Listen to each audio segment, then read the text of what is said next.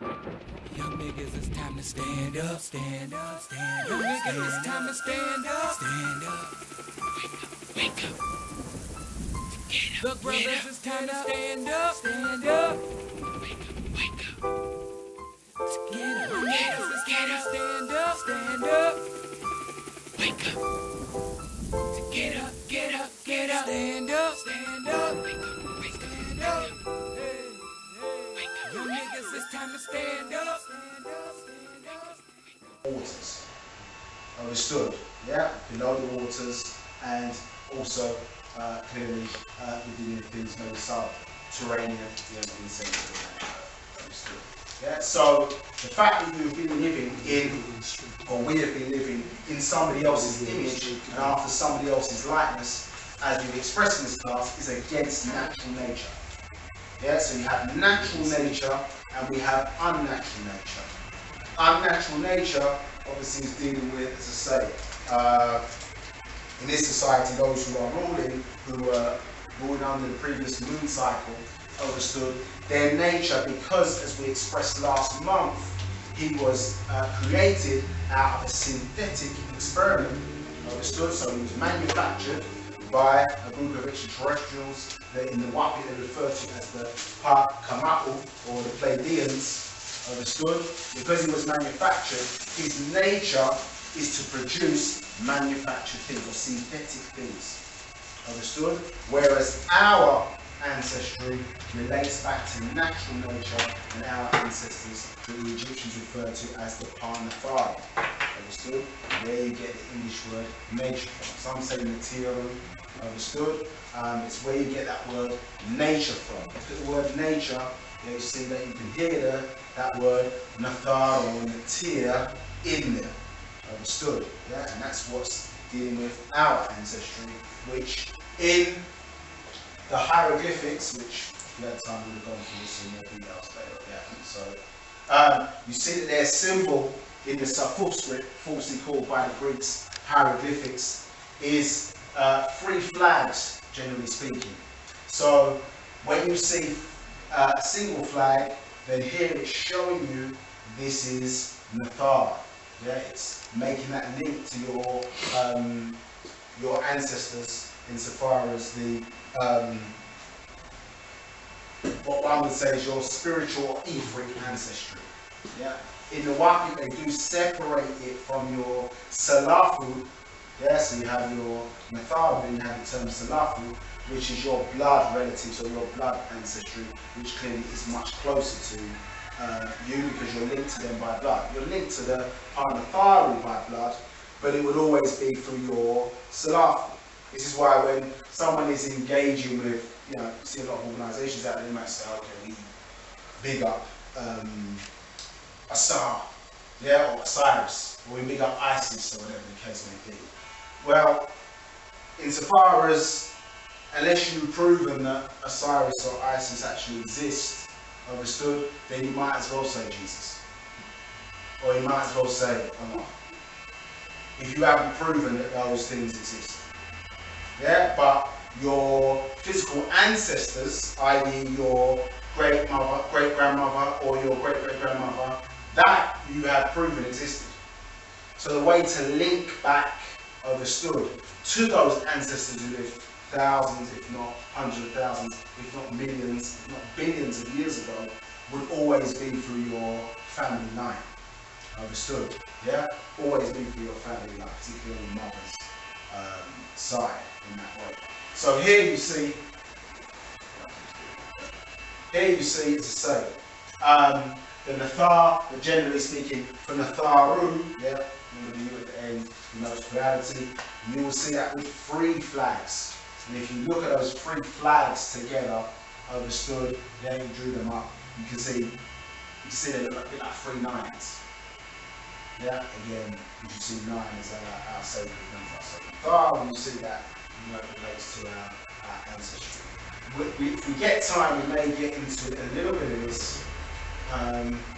Just note the fact you see here, this shape here, yeah, it's called a cartouche. And generally speaking, within cartouches is where we kept our names or sacred tomes. Yeah, so a person's name was precious. We'll get into that hopefully a bit later in the time. Understood, and this was protected in what was called a cartouche. And so we collectively need to get to a point where we're looking at this diagram, for example, and it looks like fancy pictures, understood. We need to get to a point where you're actually able to read this as easy as you would read a page of English words or paragraphs of English words, understood, and actually see what it actually says.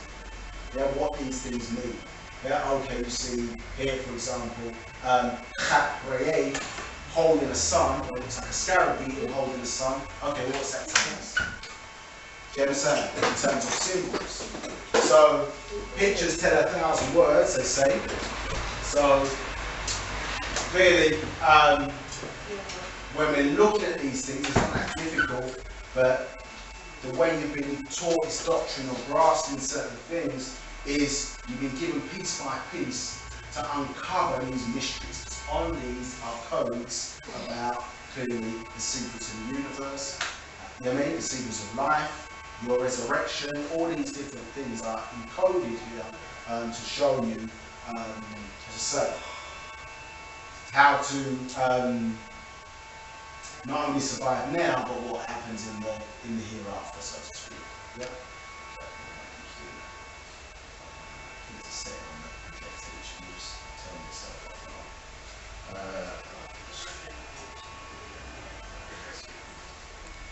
Okay, right. So as I say, at a certain point, you know, say the young people today in our organisation are mastering this in some great detail.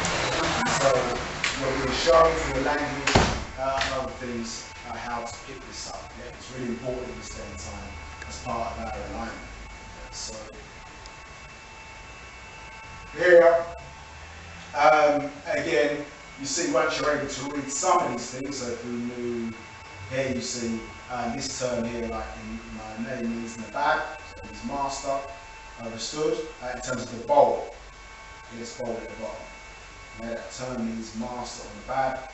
And here, when you just flip over, you see, you might recognize that, you see it again. Yeah. So when we're looking at some of the things here, for example, we're seeing here a sun. We're seeing here this relates to a scarab, which is MoorLionessez Khapreye. And then you see that on the picture there, and then you're able to then possibly look at that again and see the same symbol in this ring. Understood? So at a certain point, I mean, I'm just showing you this very quickly. Yeah, when we know these symbols is something we're able to make sense of, read, but then know the meaning behind it and what it's telling us. Yeah, and whether these forces relate to us, understood, are agreeable or disagreeable.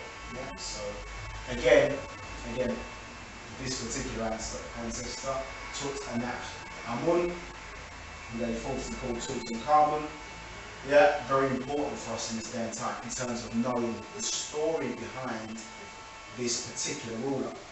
Yeah, because it relates to where we're at now and certain things that are happening, are to happen, understood, that relate to your transformation from mortals back into deities again, understood. So, I'm going to flip through this, but this was just showing me a few things from the previous period. Yeah.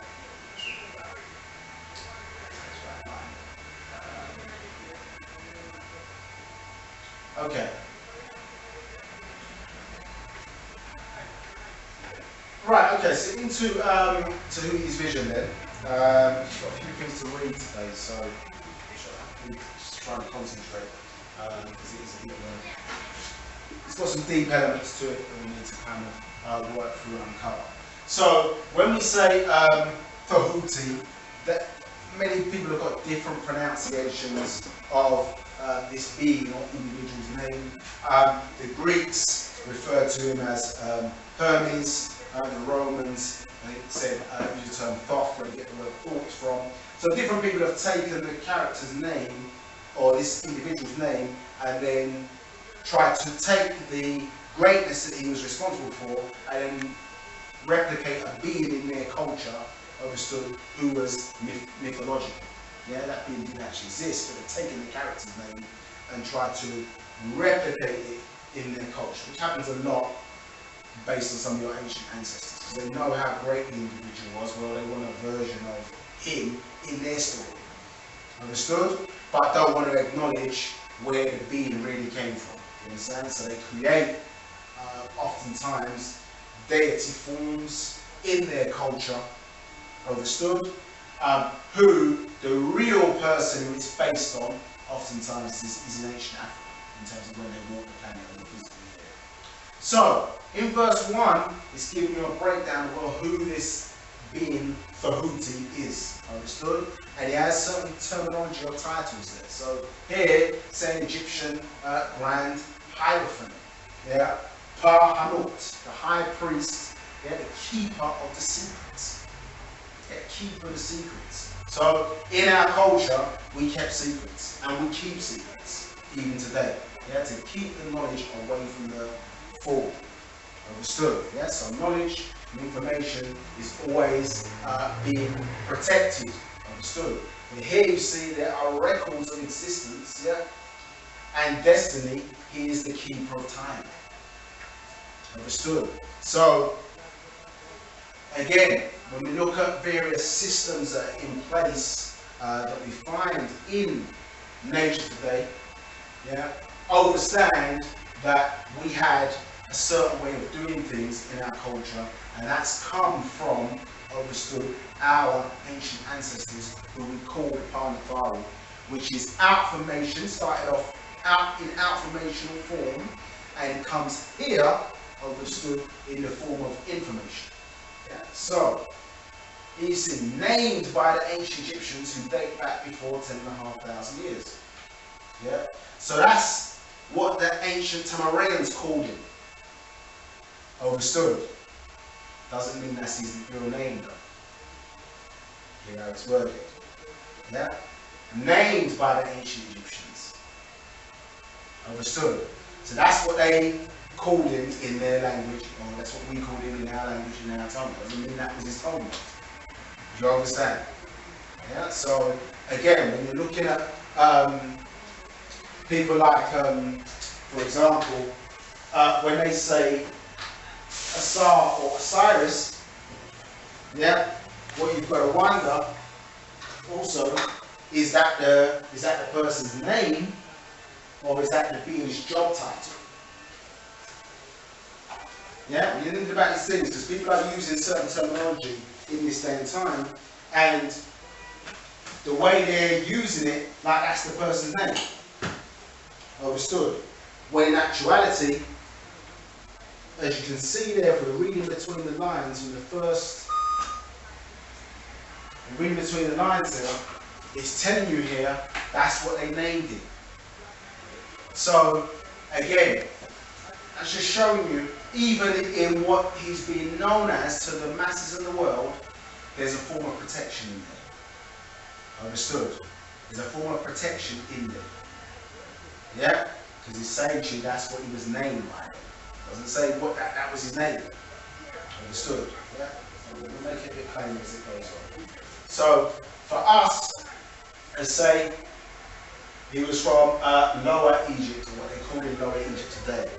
The difference is when you look at a map today, what they are calling Lower Egypt, understood, that was upper to us, and what they are calling Upper Egypt, that was really lower to us. Understood? Yeah, so we had it in reverse. When you look at the map today, obviously they will call here near the Nile Delta, they're referring to that as Lower Egypt. And obviously we have it around. Understood? Right. Okay. So, originally, as it's expressing there, yeah, so he came down from Sabatat, that's the Nuwabian way of saying Sirius, understood, and spent time in what? Sahat, Orion, and was part of the Moon and Mars projects in seeding this planet for Talmud. Excuse me, that's my water alarm. That's my water alarm there. Okay. you seek out a book called Purity and Neatness, there's a water schedule in there. Understood? So, if you're drinking the 2 litres a day, yeah, there are 9 points in the day where you take in what they call 8 ounces of water. Yeah, if you add up that 8 ounces, it works out to about 2 litres a day.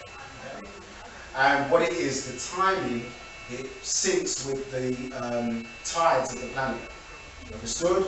So by taking in the water at those times, it helps with the gravity that's formed out of the movement of those waters, helps to flush your system out in line with the planet Earth. Understood? So that's why you drink water. You drink water at the time you want. You follow that schedule. So it's just a water schedule. Yeah, but you said it's in accordance to what? A book called Purity and Neatness. That the masters put out. And if you've got a pen, I'll give you the times.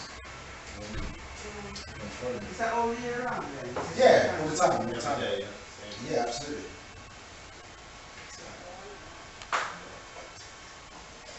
You've got to see the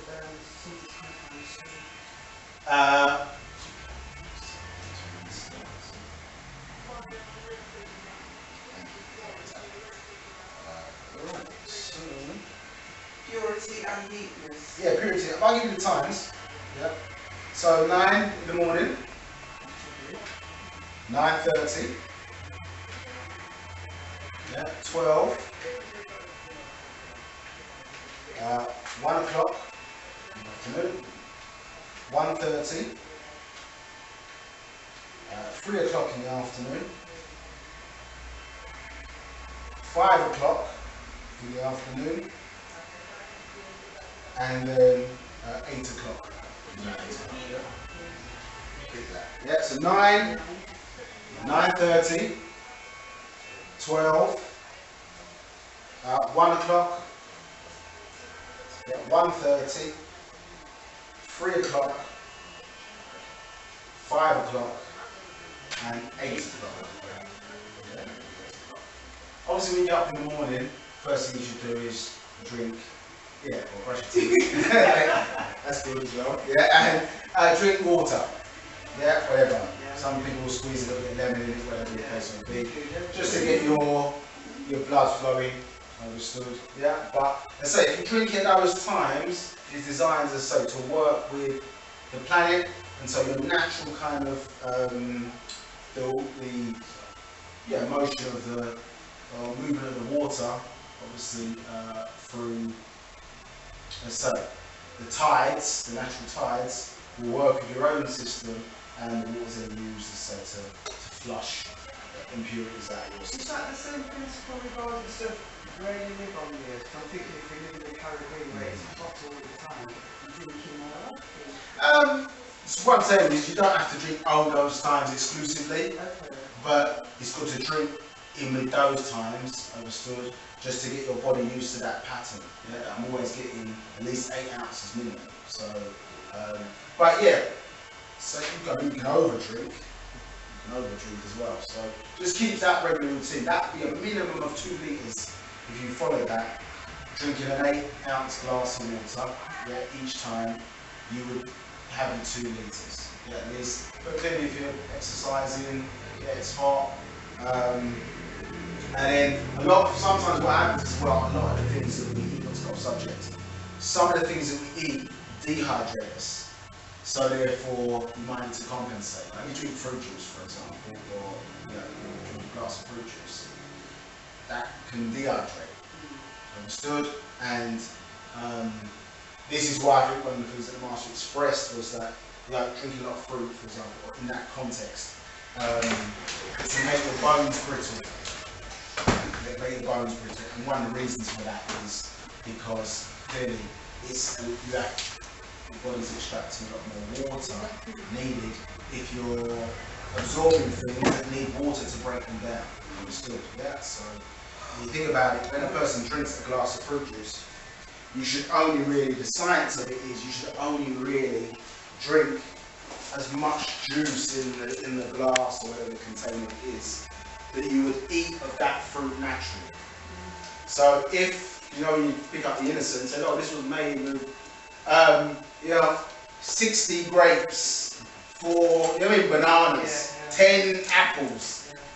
Right, but if you wouldn't eat 10 apples in one go, then basically you shouldn't be drinking the juice of 10 apples. If you drink the juice of one apple, I mean, you would eat the flesh, etc. That's the principle. Understood? So because it's tasty and you drop it in a glass, understood? Yeah, you end up drinking more, isn't it, than what you should be. And that's not good for you per se in that level of quantity unless you water it down. Understood? Unless you water it down. So this individual, Fahuti, came from Sabatat series and Sahat, as you know. We were talking about a bit of this last month, how these constellations seem to find themselves replicating themselves plenty of times in our culture. Yeah? Sabatat is male energy, understood, and Sabatat, excuse me, is feminine, female energy. Let's get that right. And then Sahat is male energy.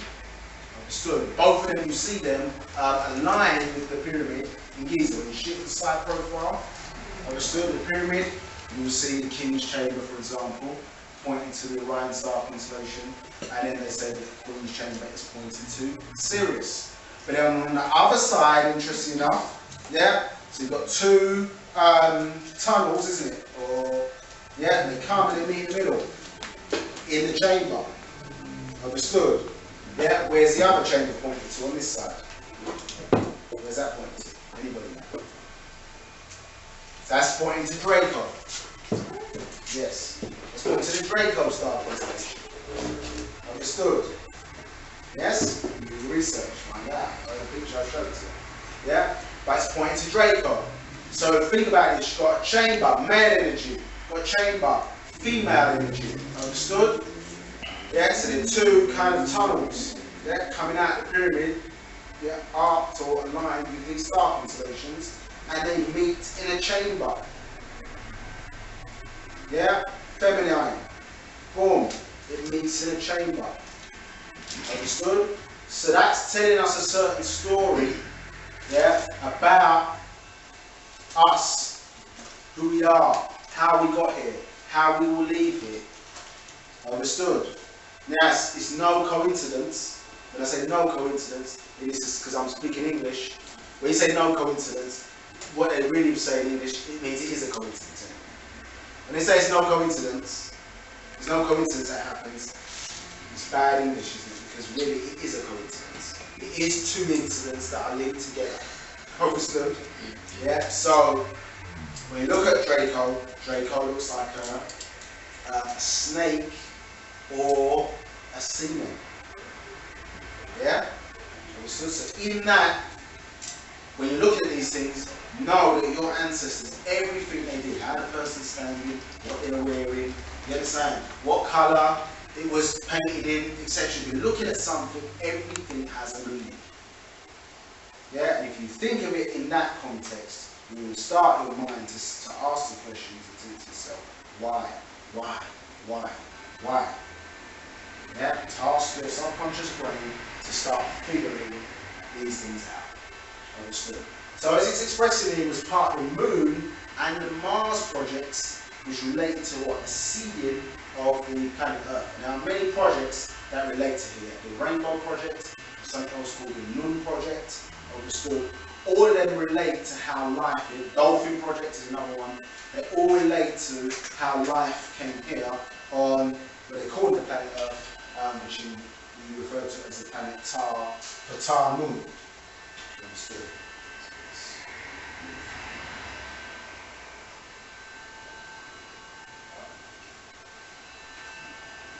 Okay. Could you say a little more about Draco? What's it pointing at? It's Draco part of the Luciferian, or is it? Well, I mean, it's straightforward, pointing to Orion or aligning to Sirius, male and female respectively. But what does Draco do? Is it pointing to negative impulse, or is it? Well, the word Draco is where they get the word dragon from. Yeah? Or Draconis, understood, is where they get the word dragon from. And I suppose, yeah, dealing with the reptilian side, understood. Dragons that walk the planet here would be known as, I suppose, what you call the great or terrible lizards, isn't it? The dinosaurs. Understood? So that's a type of terrible lizard or dinosaur. Are we connected to them? Yes. Understood? You think about how human beings, in terms of the way in which they're shaped today, understood, we come from a line of dinosaurs. We come from a line of dinosaurs called Troodon. T-R-O-O-D-O-N. Troodon. Yeah, or the fancy term is Stegocochiosaurus. That is a line of dinosaurs that we came from. Understood? That stood upright on 2 feet. Yeah. You also meet, like if you look in, I think in the film Jurassic Park, for example, you've seen a few versions of it. You know, the velociraptors. Yeah, obviously that was a dinosaur with, you know, it stood upright, it's not 2 legs, they were intelligent, isn't it? In the movie, they were intelligent. So yes, you have upright dinosaurs on 2 legs. So the point is that the reptilian side of our nature, understood, is part of our culture. And really it's the Tamareyo, or the ancient African culture, which acknowledges that side of our nature. Yeah? Everywhere else seems to be afraid of it. Yeah? And so you see it in them. Yeah? And so we've expressed before, is if you think about us, we're classified on the planet they come to. We're classified on the planet as mammals. But you need to go and look up what the word mammal means. Well, it comes from the word mammalis, and it means to breastfeed. There's only one side of the species that are capable of breastfeeding, isn't it? There's only one side of the species capable of breastfeeding. So what are males? Males are not, they can't be mammals, they don't breastfeed. The breasts don't work. Understood? Yeah? So, mammals. Yeah, that's what you find at the centre of what they falsely call the zodiac, which we call the Dendora star map. Understood? Yeah. At the centre you find the hippopotamus. The hippopotamus represents or reflects mammals who are reptilian, because it is an amphibious creature. Yes, I was reading in it's Egypt Revisited that they used to keep the crocodiles and keep them because they knew that they'd been here a long time before us, and that they used to tap into their energy and that they used to learn from them or something like that. But that's what I was reading, that the ancient Egyptians used to keep them. But they used, in certain rituals, they used their fat, crocodile fat, was used for an anointing ceremony. It's where the term Messiah comes from. Because the word Messiah is to anoint. So it reflects an action. So if you were anointed, understood, that's what you refer to as a Messiah. In actuality, there are many Messiahs, even biblically speaking, there are many Messiahs. People say Messiah and you think automatically Jesus.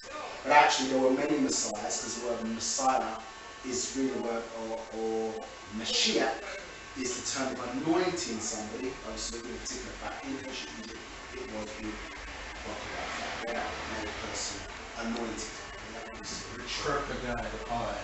Crocodile fat, the fat of the crocodile. It wasn't exclusively that animal, but that was part of the ritual which made somebody a Messiah. So the term Messiah was existing back in ancient Egypt over 10,500 years ago, well before it grafted itself into the Torah and then into the New Testament. When the Queen was coronated, they covered her over and they anointed her. So it's a ritual that's been copied around the world to appoint people in certain positions, understood, of significance, power, in a spiritual context. So I don't think because she's sitting there with some fancy jewels that those people are not spiritually inclined and don't, you know what I mean? They're not ritualistic in that way. Understood. You know, they're trying to tap into the forces or keep a connection with their ancestors in the same way that we should be. So, so the Mars project, I mentioned the Mars project there, understood. And so, when you see, I think this was in the Voyager satellite, right? If you're familiar with this, I think around about 1976, if my memory serves me correctly, has known to have captured several images on the surface of Mars, which have been connected with Egyptian culture. We've seen pyramids, we've seen different things obviously captured on the surface. So the Mars project related to, let's say, the upgrading of genus Homo at the time, understood, it's like a bipedal humanoid species on the surface of the planet Earth, and upgrading that to Homo erectus. And this was a symbol for incoming extraterrestrials, understood, to say, boom, yeah, this project's taking place here. Yeah, so, we're going to get into this in a little bit. But, so the Parnatharu, yeah, many millions of years ago, in terms of seeding of the this planet, yeah, established certain bases or laboratories on other planets in the solar system. Understood? And this was considered to be, at certain points, well, I suppose, in one sense, a defense mechanism, because, as you would appreciate, certain times the planet's been hit by major catastrophes, and it's wiped out certain life forms. So clearly, to then, if you've been spending X amount of time, isn't it, cultivating a certain life form, so you've seeded the life in the waters, you're monitoring its progress, understood? Well, something happens like a cataclysmic event, a wipe goes out, that's millions of years of growth and work lost. So clearly, at certain points, isn't it, as you pass the planet on a certain orbit, you're going to dip into the waters, isn't it, and take those cells out. You don't need to take the whole animal, do you? You take the cell out of that particular animal, you store it, you catalogue it, you store it somewhere else. Yeah, so in the event that that happens, okay, right, it's not the best, but we can reseed, yeah, and start that life form at a certain point. Yeah, which is clearly one of the things that happened to this planet. Got hit by a large planet-type craft called Nibiru 24 billion years ago, understood, and the planet is actually 2.5 times less in size than that original planet Tiamat, as we call it in the Sumerian culture, was. And it had to be reseeded. It's one of the things, one of the reasons why some life forms of the planet, they're in conflict with each other, yeah, some plant life, animal life, etc., is because in the replenishing of the planet, yeah, when they had to terraform it again, almost, terraform, we use the wrong word, they're trying to rebuild the ecosystem after the crash, they had to bring in life forms from other planets, understood? Because the natural ecosystem, the thing that have grown here, obviously been destroyed by way of this accident.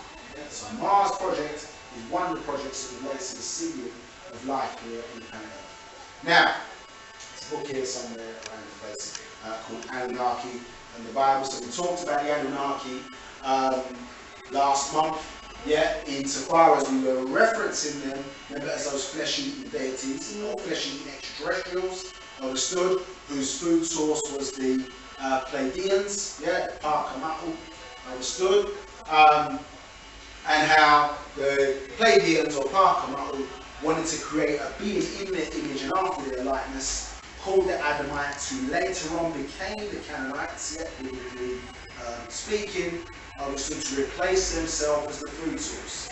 And we talked about an incident that took place, understood, where the Parnatharu intervened, yeah, gave the certain agreeable Anunnaki who weren't interested in wanted to move away from the flesh-eating side, understood, where you see the conflict in the popular biblical stories where one set of beings are saying, isn't it, the meat of the earth is herbs, plants, understood, yeah, flesh, you read that in in Genesis chapter 1, yeah, first books, whatever. And then when you get further along, by the time we get down to Exodus and Leviticus, etc., they're talking about no sacrifice, yeah, this animal, that animal, understood, and burn it on an altar, and the smell and or the aroma of that is a sweet savour unto the Lord. Yeah, so there's a conflict there between carnivorous beings versus the ones who we're trying to teach them to be herbivorous. Yeah, so conflict there between the gods. Understood? And then talk to you about how the Bible itself is plain and simple. There is nothing more than an extraterrestrial menu book. And so therefore, the laws that were being given were there to prepare the harvest. Yeah, prepare the food. Yeah, they left certain groups of their extraterrestrials over over the planet, or to give governance over the planet, to keep the food and the resources that they needed, and which periodically in their craft ship, the Bureau, they would come along and collect, yeah, 7,000 or so years. That's basically it. Now, to get things overly complicated, but in that story, remember, they were not building things, but they tried to create a being in their image and after the likeness. Remember, we spoke that the Pleiadians had illegally, let's use that term, or probably the best term, in a galactical sense, illegally taken a being that was already on the planet, which had been developed by other extraterrestrials from Arcturus, understood, and tried to cultivate and manipulate that being's genes for their own purposes. Understood?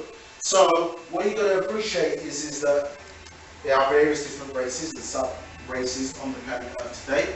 Understood? And all, yeah, have had some form of extraterrestrial involvement in their development.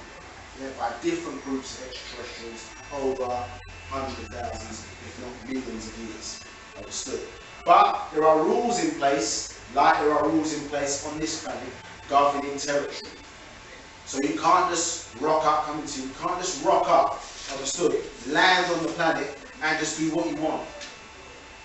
Yeah, there's rules in place and there's consequences as a result. And so what was happening at that time is there was a lot of chaos going on because invaders were coming in, hunting, killing, you understand, experimenting, doing all kind of things, understood, and it was causing chaos and order had to be re-established.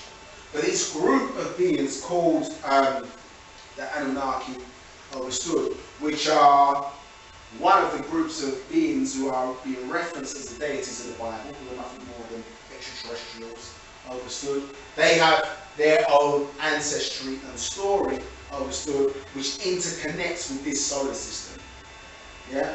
And so, when they talk about the Mars project, and this is what we're referencing here, the Mars project, it relates to a being called Alelu. Alelu. Now, who is Alelu? Yeah, it's a name. Yeah, it's American culture. Understood. But in terms of Alelu's story, yeah, these Anunnaki, and the word Anunnaki means those who came to Earth. The beings that Anu, yeah, or those who came from Anu in 50s, or came to Earth from Anu in 50s, understood? With that word Anu there, that means the highest. Yeah, and that's the most high being talked about, understood, in Genesis chapter 14, verse 18. Yeah, that's the most high. So the most high had parents. Understood? Yeah, and there's a lineage to that being. Understood? There's a lineage to that being in the Sumerian or the Anunnaki genealogy. Understood? And the most high, or the most high in Sumerian culture, was Anu, yeah, the heavenly father, as in referenced in there. So who's higher than Anu? Huh? Who's higher than Anu? Well, if you can't have higher than Anu, and he'd be the most high, isn't it? Because the term would be contradictory. You said he's got parents. He's got parents, yeah. So the most high is a position. Understood? So he inherited it. Yes. Or So it's just like in the appointed. appointed. Just like on earth, it would be like King of Kings. In the English terminology, Yeah, Lords of Lords. So he would just be the highest of the highest. Yeah. Or the Prime Minister. Royal family. Yes. So he would be the highest of the royal family, which is our family. Not our family. He's their most high. Oh, their most high. Yeah, Okay. So Anu's their most high. Their ancestor. For those who recognise him as that. Okay. Do you understand? So the Queen is a queen, because we're in this country, they say the Queen, but you might see her as your Queen. Yeah. Even though she is the Queen. Understand? So it's also whether you recognise that as that. So in their culture, the Sumerian and Babylonian culture, the Most High is Anu. In our culture, the Most High is, actually, they say in the WiseUP, they say Pa Kafur Reye. Yeah, Pa Kafur Reye, or the most. Yeah, Pa, the Kafur, yeah, Reye. Yeah, so Ray is the Most High to us. We say Reye. Reye and Anu are not the same being, but they're both powerful witnesses. This goes back to Amun Ra, why they say Ra at the end, Amen at the end. Reye. Yeah. Or Ray or Ra. The reason why they say Ra, but what it is in the language, it's close to Ra'a in Hebrew, which means disagree. So we tend to use the term Ray as in some Ray. That's what we actually is Reye. R-A. Ray, they'll spell it R-E, but Reye is R-A-Y-A-Y. Now, you had a question? Yes. The Plebeians, there was a war between the Plebeians and the Draconians, and a disease was, who put the disease on who? Because curse be Canaan, and leprosy was the curse. So the war between the Plebeians and the Draconians, was it the Draconians who thought of the idea of putting No, exactly there. So it's a good point. The Parnatharu understood from the 19th galaxy, we're going to get into this in a bit, called Ilion. Let's say that what one we understand is that different planets are linked, and planet Earth, say, is linked interdimensionally to Razak or Riz, which we're going to speak to in a bit, which is in the 19th galaxy. Understood? Now, the adverse behaviour that was taking place here that we spoke about was starting to penetrate or affect other dimensions. Understood? Yeah, so the killing, the wars, etc. here that was taking place here was starting to affect them, you understand, dimensionally. So they sought to intervene to clean this place up, bring order back where there was chaos. Understood? So it's the Parnatharu who enabled through a being called Ptah, understood? He gave that formula or worked with who was called the god of the earth, Enki, understood? From that Anunnaki, he worked with him for the formula, and then Enki gave the formula then to the Pleiadians. The Pleiadians diseased this food source called Adamites on into the Canaanites, understood?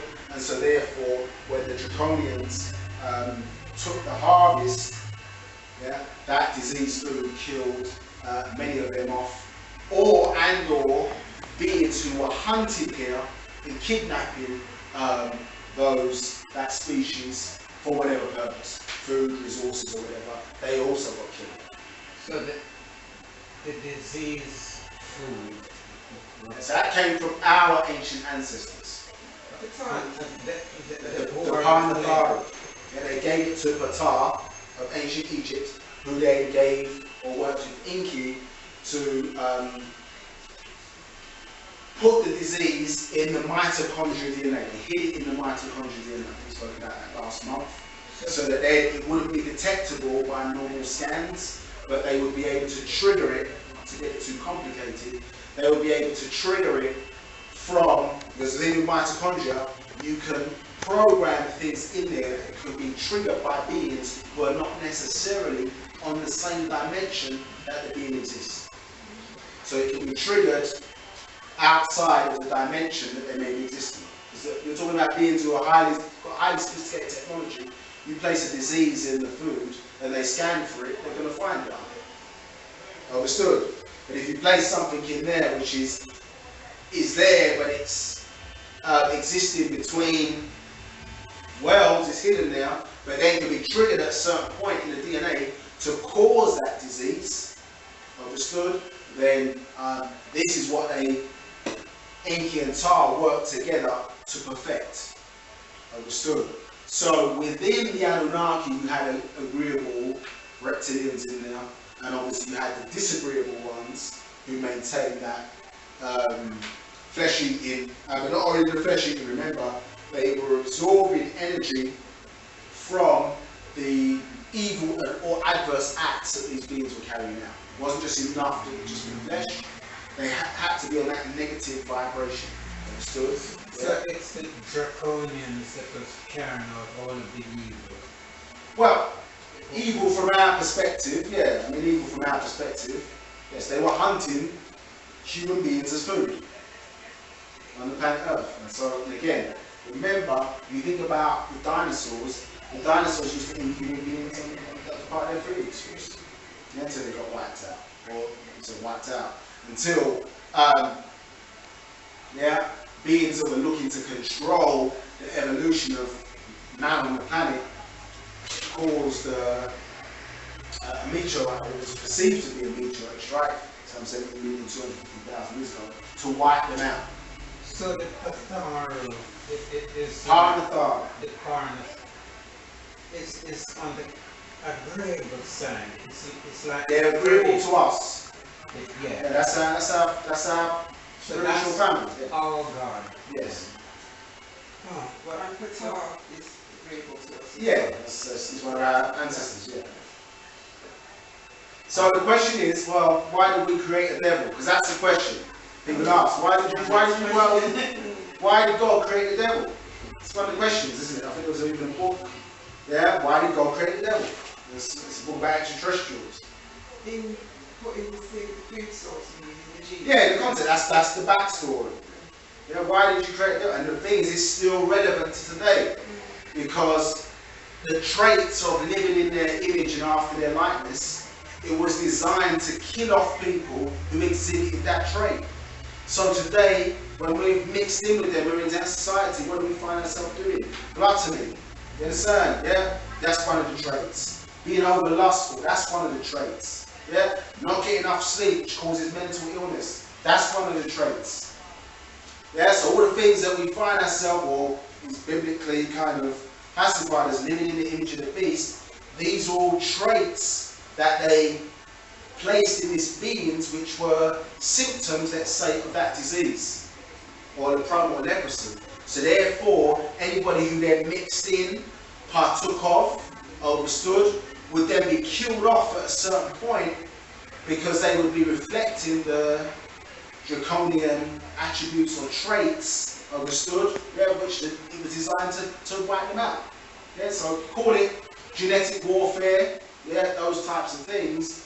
That was what it was designed to do. And those clearly who will be separated from that will be synced in with the planet and clearly evolve or grow accordingly as the planet evolves.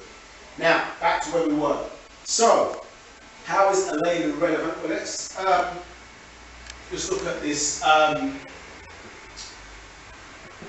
bloodline. Yeah, so it just helps you really, I suppose, from a biblical Anunnakist when you can see themselves more familiar with the Bible. So remember, the biblical stories are not the real stories. They've been copied from the Sumerian doctrine. Understood? So when we deal with Anu, remember we talked about this a little bit last month, and we talked about it in previous classes. Remember, there was a conflict between the two brothers, the Lord of the heavens and then the God of the earth. Yeah, that's their titles, or what they refer to as. Yeah, but remember the Lord of the earth was known as what? Nuwabian, yeah. Enlil, En meaning ruler, Lil means skies, heavens. En ruler, Ki, earth. That's Enki, but his real name is Nudimmu. Yeah, Nuwabian is thing. Remember, here Anu is the 9th version of the Most High. Yeah, so when we go back, have to go back 9 Anus. When we go back 9 Anus, you get to one that's not physical. Understood? Not physical. And it's keeping it simple for where we are. Yeah, so it's not actual being sitting in a seat so much. It's talking about the evolution of existence. Understood? Spirit. Huh? Spirit. Etheric would be a better way to say it. Yeah, until you get to one that's non-physical as we know physical today. Yeah, non-physical, or not being seen by the eyes of a human being. Yeah, so not in this physical form. So by the time we get down to this Anu is in a physical form, as a body, a structure, understood. Yeah, walks and talks, has children, blah blah blah, understood. So then, there are Pleiadians who walk the face of the earth in the shape of human beings, but just like when you're dealing with those races, they are extraterrestrials. They are extraterrestrial. They obviously when they incarnate here or come here, they're in a humanoid form. oh, Yeah, they're in a humanoid form. I'm talking about spirits and spirits here. Understood? It's just we're dealing with the Most High in terms of that lineage. Understood? Yeah? Or the Most High lineage. When you go back 9 Anus, understood? Yeah? You get to one that's non-physical. Yeah? So when they manifested into this existence for this lineage, then you've got a line of Most Highs. They're not all called Anu in that sense, they have different names, but that's the seat or the position that his being was occupying. Understood? They're called the Most High. But he has parents, and there's a lineage to him, which we're not showing here, but there's a lineage to that particular being. Understood? This is who they're calling the Most High in the Bible. That's what people say Most High is the being. Amongst the group, when you go to Psalms 82, verse 1, isn't it? Yeah, it talks about the El who judgeth among the gods. It talks about El judging amongst the mighty, or El's the mighty, judging amongst the gods. So it's a plural. As I say, if you think about it in this context, yes, you have ministers in this country, don't you? Yeah? But the one who makes the decisions is called the Prime Minister. They're all ministers. Yes, but then you have a Prime Minister. So amongst the group of beings that he came from was called, yeah, a group of Etherians, yeah, in terms of this Anunnaki, yeah, being a group of beings called the Etherians. He was a prominent member. Understood? Now, why is that relevant? So here you see, in terms of what the actual lineage and who the equivalent characters are in the Bible. It's not who they are in the Bible, it's the equivalent characters, because the Bible stories are not real. But here you see it's saying, Enki married Dankina, and out of Enki's seed, yeah, or loins, when it was loins, yeah, this is where these Adamites came. Understood? Yeah, the Adamites came out of his lineage or his seed. Understood? And then Enlil on his side, yeah, this being here we talked about last week, called Nabab. This is who everybody's calling Beelzebub, Satan, various names that he has. Understood? Yeah, you find mentioned Isaiah 14:12. Yeah, sin was another one of his names. So we talk about sin in this society, it relates to a person. And this is actually, in fact, in the Bible, this is actually Eve or Tintin's father. Yeah, and look in the biblical story. Cain, excuse me, not Tintin's father, excuse me. Cain's father, so Yeah, he is Cain's father. Adam is not Cain's father in the Bible. Yeah, do your research and read closely. So it is in. Yeah, so Nabab, or sin. Remember when they had their, in the biblical story, when Cain and Abel presented their offerings, yes, and Abel's offering was accepted and Cain's offering was rejected, it said, yeah, Cain, if you do the right thing, you'll be accepted. If not, sin lieth at the door. Understood? Well, sin was a person. Yeah, not to do with sin as an act. Sin as a person. Yeah? And so he initiated into that order of sin, or sing, remember we said it before, S-I-N-G-H. Mr. Singh. Yeah, singing. Same thing. Look at the Hindu culture, and then you look at the Anunnaki culture, that's where they got it from. Yeah, that is the same thing. Even the turban wearing, this type of thing, that's Anunnaki culture. Yeah, that's where it's coming from. Yeah? So, Nana is the king devil. King, yeah? And the one who returned back here in 2002, understood, he stayed, remember saying correctly, up to 2012. And the Pope was doing his, you know, Pope was doing his world tour recently, understood? You saw him, I think it was, he visited certain countries around the world, even to America. It was one of the countries he went to, and there were thousands of people. Nana was there. Nana was there, for those who can see. Picking up the harvest. Yeah, so when their cycle ended from 2002, when they came back seeing how the Adamites had ruled, yeah, the Canaanites had ruled for the last 6,000 years, yeah, they said to them, right, I don't know what to do with you, but until that point, we want 300,000 bodies per day. 300,000 per day. That's the total of all races.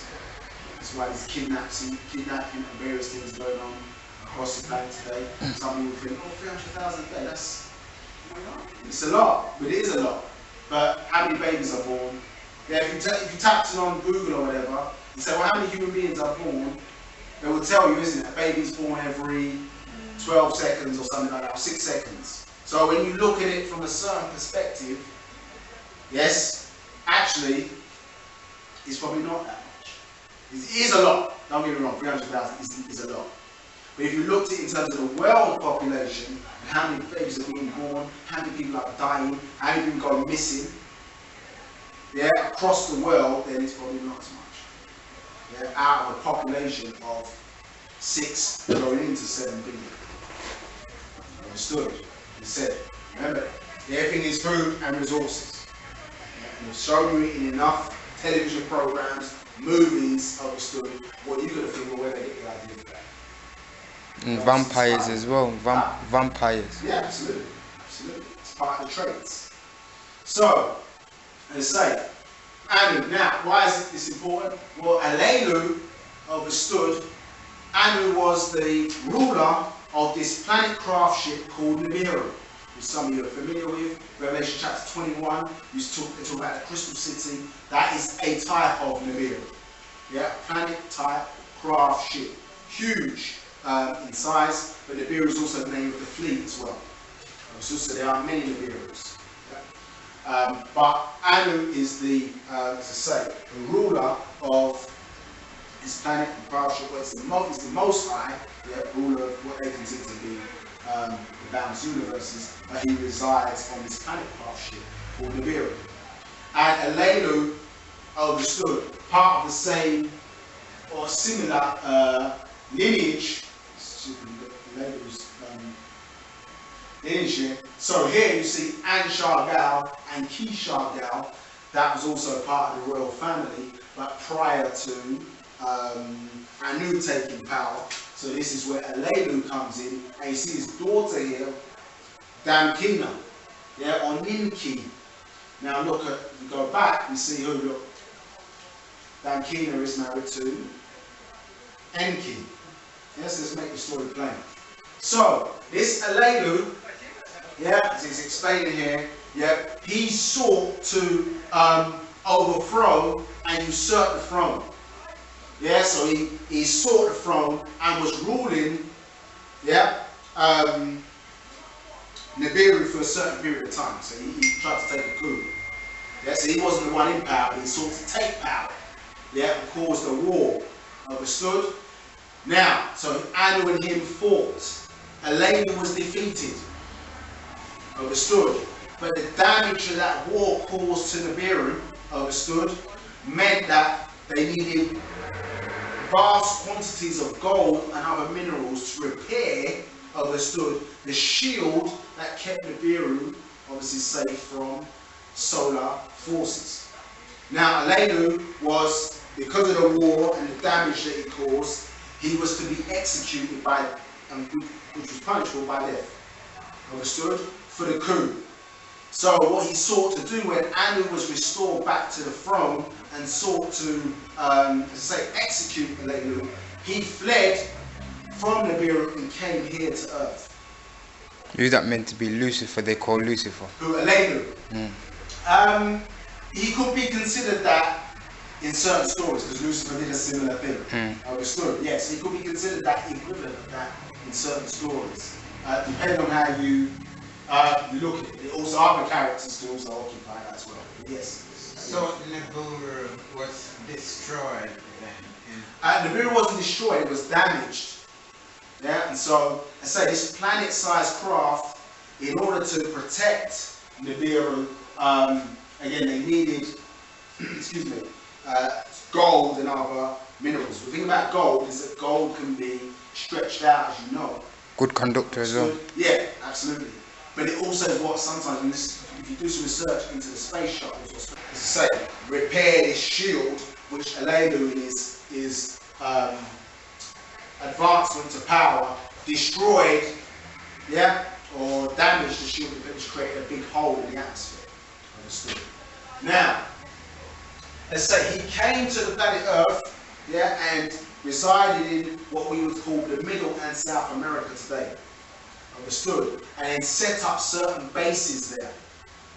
Yeah? And so, if you do some research, you'll find a place called Punku, for example, in South America today. And Pumapunku is one of the cities that Elenu set up when he was here. And when he came here, he encountered the Toltecs. Yeah? And again, the reason for the reptilian practices understood and the sacrifice and certain things that were going on, this came from, or was taught to them by Elenu, understood, as well as obviously teaching them, high levels of technology and other things, understood. This being called Elenu was established here on the planet Earth. So, as part of that. What planet does Elenu originate? Elenu came from the mirror. Yeah, Elenu came from the mirror.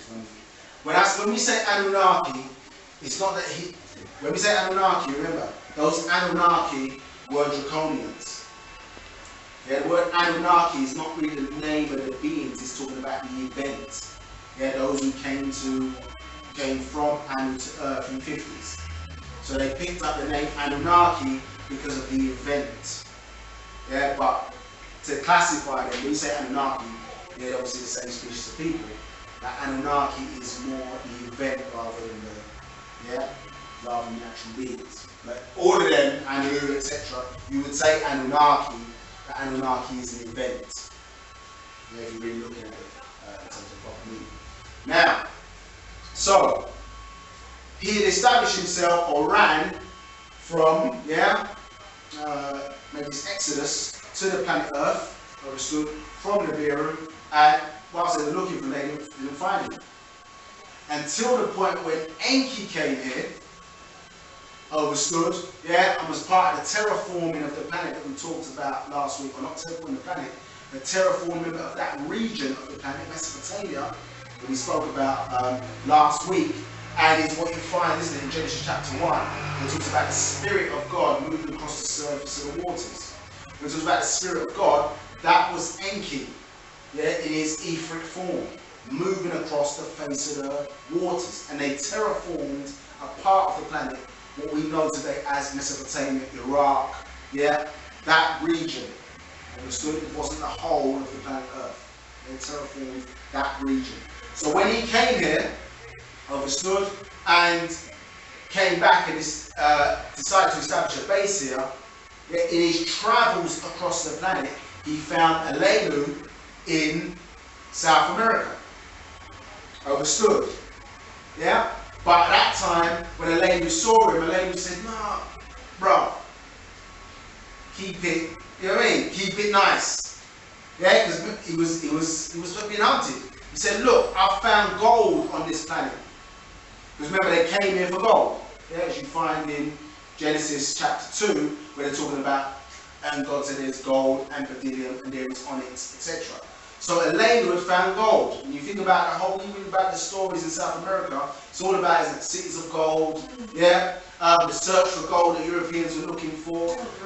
Yes, all of that sort of stuff. And then when you really get into it, isn't it, you find out, oh, the beings that were there, high level of technology, isn't it, who taught these South Americans, built great temples, understood, yeah, and there was a lot of mystery and secrets around them, yeah, which the Europeans were really trying to uncover. So, Enki, as I say, was known in South America, or to have visited South America, and say he encountered Alelu there. Alelu said, "Look, bruv, hold it down, yeah, don't let them know that I'm here. In return, I'm going to give you gold, yeah, and you're obviously going to take back to Nibiru to help repair the atmosphere. I can give you information on how to get the gold. At the same time, I will give you my daughter, yeah, for you to marry to cement our relationship." Understood? So when you look on the chart, we see here, as I say, we see Alelu's daughter here is Damkina. Yes, and then we look at our chart we just showed before. Yeah, you see Damkina there is Enki's wife. Yes, to cement that agreement between them, understood, yeah, he gave Enki his daughter, yeah, to keep or seal that trust. However, when Enlil came, after Enki had came here, and when Enlil came to the planet to oversee, yeah, the project and what was going on, he uncovered that Alelu was here, and then basically reported back to his father, "Hey, what's going on? Alelu, you know your main enemy, Alelu's here." And then they sought to basically have him killed. At that point, Alelu left the planet Earth and relocated on Mars. Understood? Yeah. Whilst on Earth, he was also doing certain experiments in terms of upgrading certain of the subspecies of human life forms here on the planet Earth. So he moved his operations to Mars. Understood? And this is why, when we look on the face of Mars, the face of Mars is Alelu's face. Yeah, that's showing his control, or he was making reference that I'm controlling this territory here. Yeah, and so here, some of the depictions here that you see, remember, that is uncovering, which is now dead, but an Egyptian, yeah, civilization, right? Same technology, the pyramid building technology, understood, which obviously was established on Earth, yeah, several hundreds of thousands of years before Alelu got there, understood, and he went to Mars, understood, and he continued certain experiments. The reason why, or one of the reasons why Mars was an optimum place to go to, is because prior to that, extraterrestrials have been there before, understood, and established structure into different life forms based on our genealogical history, or our DNA history, of how we got to this place. So, to cut a long story, the question short, the original beings are, understood, the Sands people did. The beings here now will be the first, and certainly this 4,000 cycle, is the Sands people. Of South Africa. Yes. Yeah, they're quite light before they are. They are, but as Nuwabians we have 9 hues, from your blue-black, obviously, to what you see in South Africa. Tight curls, isn't it? They've got slightly lighter skin. South Africa. Yes. So, the Houthi is also known when they look at the creation story, of recording the creation story in terms of the explosion of Atom. Yeah, and what it is, he had the formula or the secret understood for what they're calling life. And within this formula, so in the explosion, what they call it, the ejaculation of Atom, that's what they refer to it as this Tamarian creation story. Remember, the interesting thing about it is in the ingredients of that ejaculation, remember, had all of the ingredients necessary to produce life, which led to the creation, as I say, of the first cell. So Tahuti was known to have recorded or have that formula for life, because the cell or even the atom, its basic unit, without that there is no complex life. Yeah, without atoms, understood as the basic unit, without cells in terms of biological life forms, as that basic unit, there's no life. It's the building blocks for what we call life. So that formula that gave that cell clearly is what Tahuti is known to have recorded. The keeper of the secrets. Yeah, the keeper of the secrets. Yeah, as he's known. Always there to aid Paru in his battle against Satur. And here you see in Heliopolis, the city of the sun, referencing here this, say, explosion or creation of Atom. And what do we see here? We see the obelisk or the Ben stone as one of the mechanisms or delivery device, as it's seen today on the male species, understood? Yes, as a delivery device, mechanism, understood, for our form or the transition of our form of life from male into the female. Sorry, repeat that again. So here, the Ben stone, let's look at what it is. You understand? Yeah, it is a phallus. That's what it is. It's a penis. Yeah. It's a delivery device. Yes. Understood? Yes? For transitioning life from one form, seed in the woman. Yes. Understood? And that's how life is produced, isn't it? Or excuse me, our life form. Yeah, we are able to transition from who we are to produce children to enable that life to continue for our progeny. So, all around the world we see this. Yeah, it's in every major city around the world, isn't it? It's Ben stone, as they call it. Yeah, and it's a big penis. That's what it is. Let's keep it real. Yeah, and if you look at the temples, yes, what do we see? We see the temples. Like you look at St. Paul's Cathedral, you look at the domes of mosques, understood? It's the same design, the steeple of a church. Yeah, you look at the same thing. The dome is the breast of a woman, another source of life, understood? The equivalent to the sun, so because in other cultures they worship our sex organs. You understand? So what you're seeing here in this symbolism, it's the same story, isn't it? The story of creation, the story of life, the story of birth, death, and resurrection. Resurrection is like the erection. Nobody, that's what they call it, erect penis, isn't it? Erection. Yeah, it's interesting that, yeah, it links, yeah, absolutely. Yeah, resurrection is for it to happen again. Yeah. And erection is to rise. Obviously, yeah. We haven't got time, but we will maybe do it next month. We will read something from a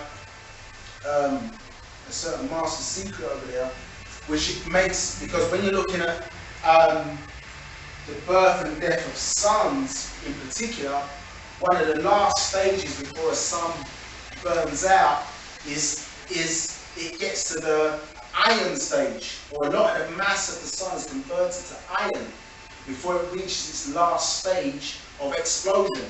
Yeah, before it goes supernova. Yeah, boom! Yeah, it explodes, understood? And the mass of the sun is obviously split into millions of parts. If you think about a male, when he's at that point of ejaculation, isn't it? His phallus, yeah, it's all out in the room, but his penis is at its hardest point, isn't it? Yes? At its absolute hardest point, then he ejaculates, understood? Explosion. Yeah? And then the penis what? Goes soft or limp, it's dead. Understood? But it's allowed that explosion to take place, which sends forth, isn't it, life into the darkness. Now, each one of those little particles, isn't it, of the sun can potentially start life somewhere else in the universe.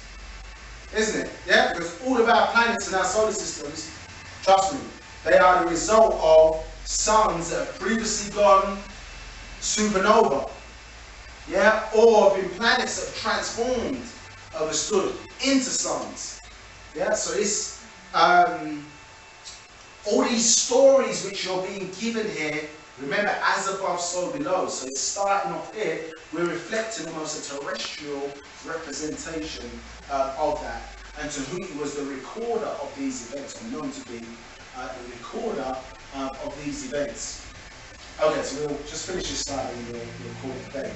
So, here's how his vision started, yeah? So here's what it says.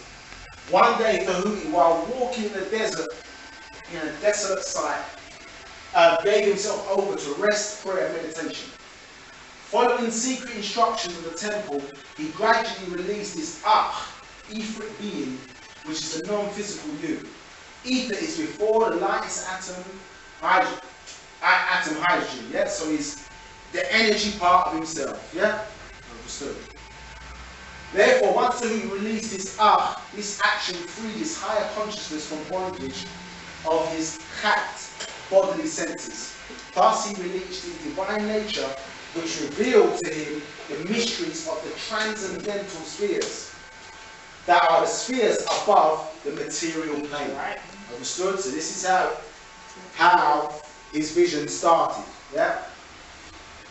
Now, when we look at the abodes of existence, so we talk about that which is above the material plane, then you see here it talks about 7 abodes or per act, understood, and then what? 2 that we don't speak of. We don't talk about those 2. Yeah? So here, which is expressed before, the material plane, also called the abode of the physical, yeah? Abode, some refer to as abode of cells.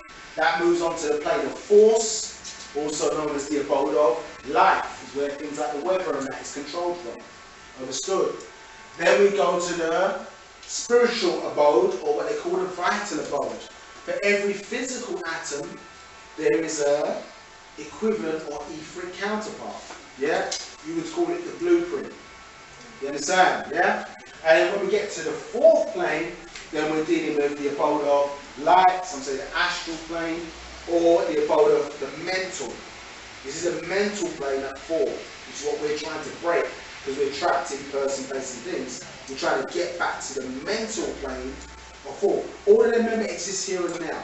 Because we have to write on the page, it looks like up or down, like they're levels above each other. But no, they exist in and now. You understand? But your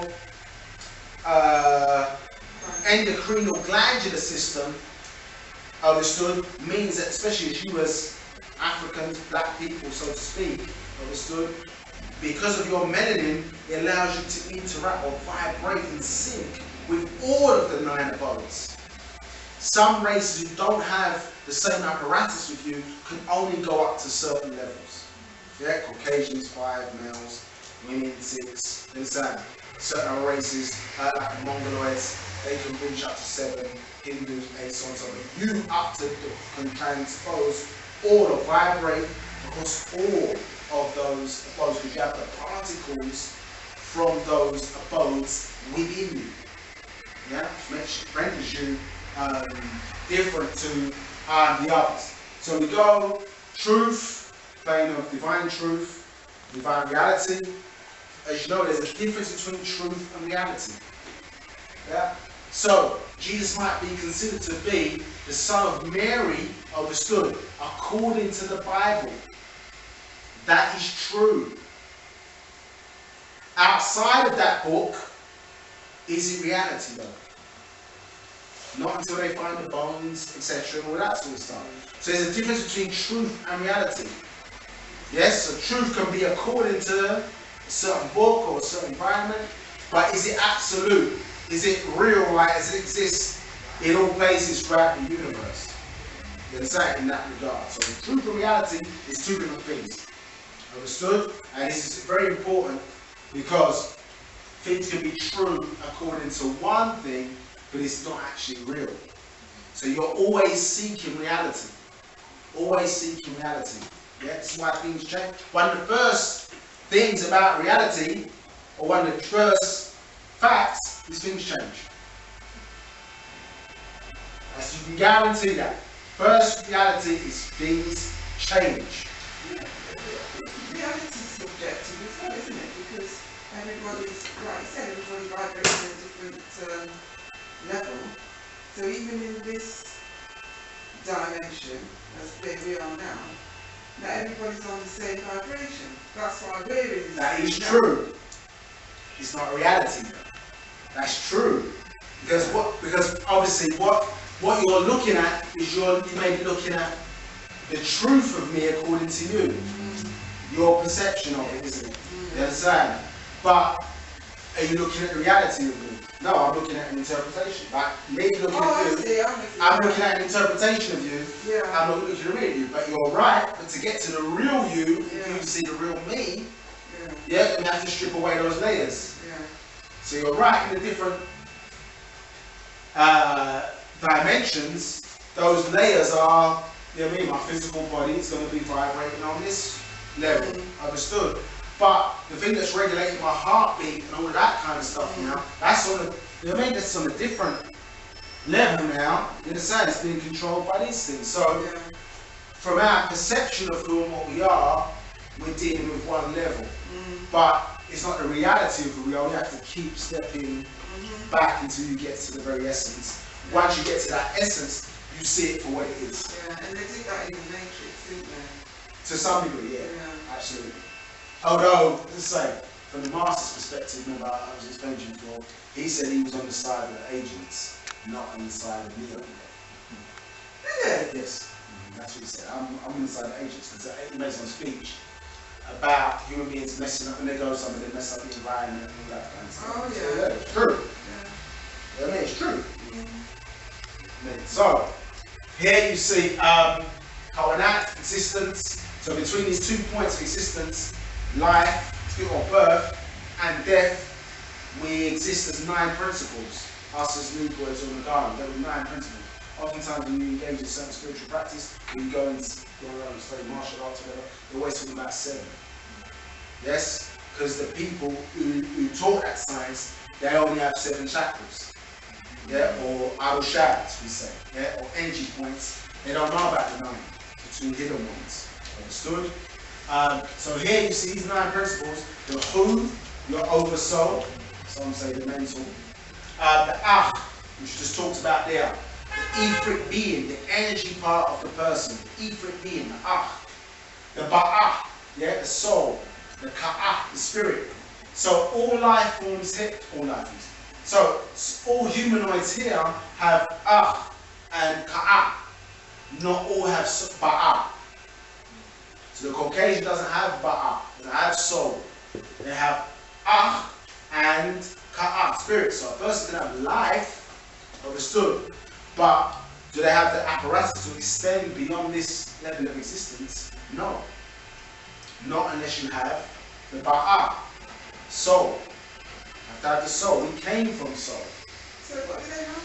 The soul? They have ether and they have spirit. Everything has spirit. Yeah. The ether and the ba'ah, they do not have this one. They don't have the ba'ah, the soul. The Kemetic, the plasmatic you, so 55% of your blood is actually made from plasma, or the plasmatic state, this state where things can be molded or shaped. Understood? Plasmatic state. In fact, the universe sits in a form of ectoplasma. It's a liquid universe, ectoplasma, but liquid-like, one may say. Ta'atef al is the emotional you. Certain energy, emotional you. The Sahum or Saham, Sakum, spark of power, understood. This is the bit which is of our ancestors, which certainly resides within us. So Sahum or Sakum is a vitality in the air or the atmosphere. Yes, the Hindus call it prana. The Orientals say chi. Understood?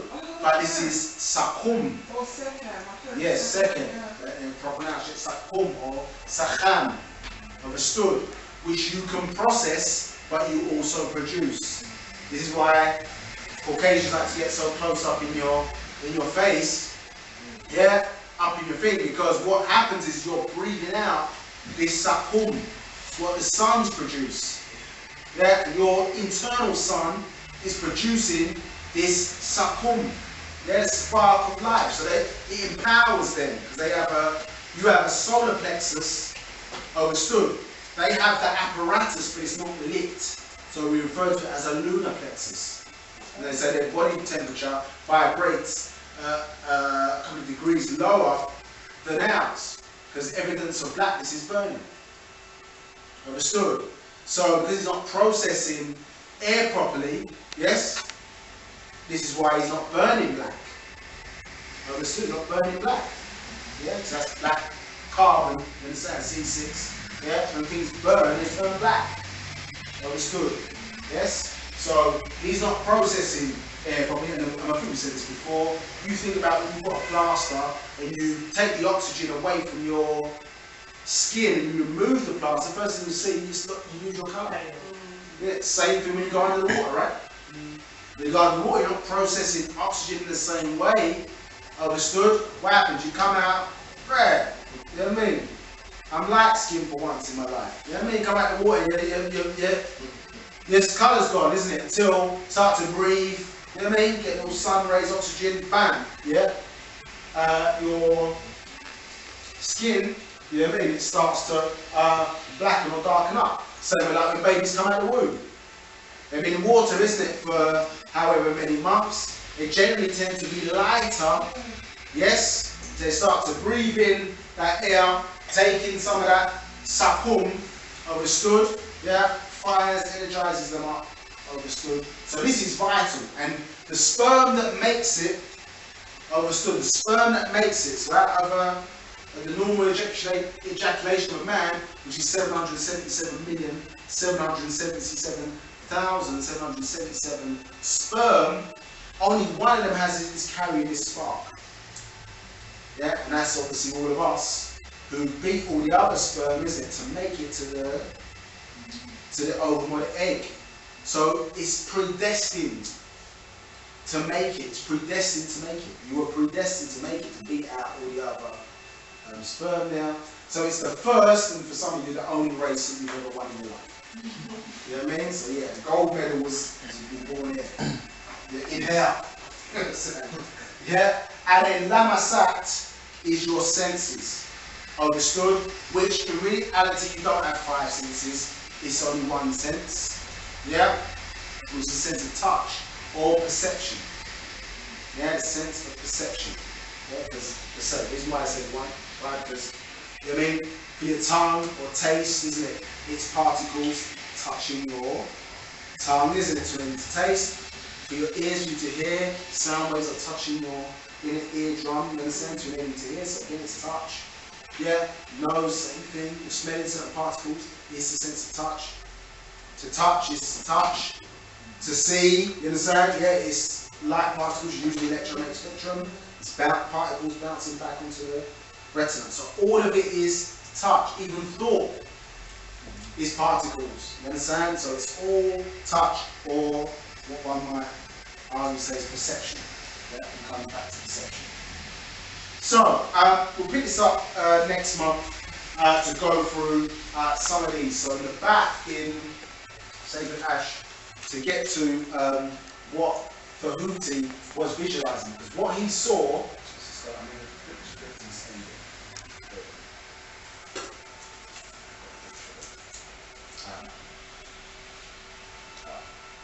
what he saw in that vision, which let me just show this quickly so I learn the class.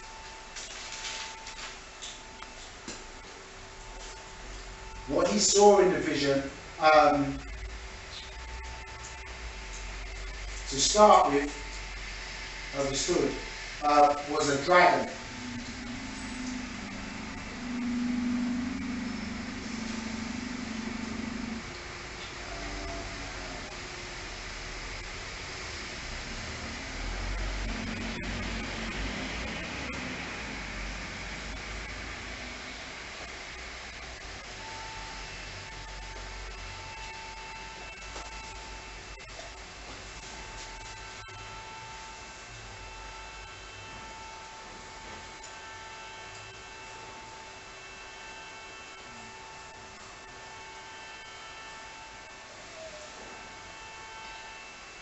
Right.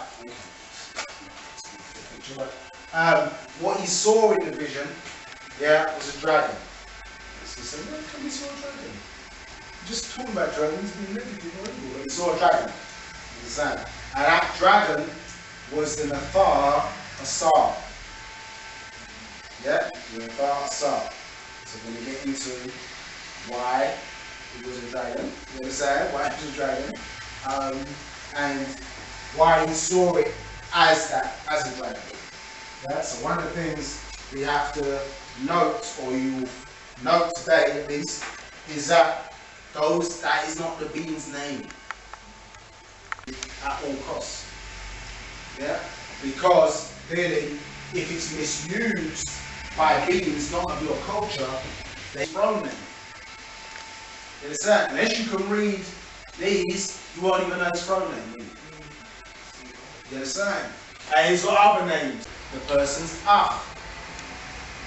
The Ifrit body. You understand? Yeah? The person's Ach. Which also